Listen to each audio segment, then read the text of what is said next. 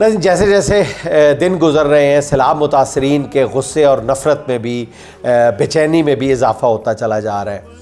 ज़राए के मुताबिक वज़ीर आला मरीम नवाज़ को आला सतह पर यह मुखलिसाना मशवरा दिया गया है कि वो आम लोगों के बीच जाने का रिस्क ना लें, क्योंकि वहाँ इमरान खान के हक़ में नारे लग जाएंगे। यही नहीं, वज़ीर आला और नून लीग के ख़िलाफ़ भी नारेबाजी हो सकती है और बात नारेबाजी से आगे भी बढ़ सकती है। सिक्योरिटी ज़राए ने कहा है कि वज़ीर आला की मौजूदगी में मुखालफाना नारे लग गए, किस किस का मोबाइल छीनते फिरेंगे। सुना है कि इस मशवरे के बाद मैडम वज़ीर आला ने अपनी हिकमत अमली कुछ तब्दील की है। वज़ीराबाद में सैलाब मुतासरीन को सरकारी तौर पर जो खाना पहुंचाया गया है, पहली दफ़ा देखने में आया है कि उन खाने के डब्बों पे मोहतरमा मरीम नवाज़ शरीफ साहिबा की तस्वीर नहीं थी। अब ये मैं नहीं जानता कि उस डब्बे में मौजूद खाना खाने के बाद वो खाना मुतासरीन को हज़म हुआ है या नहीं हज़म हुआ, पता नहीं, और क्या असरात मुरतब हुए हैं मैं नहीं जानता।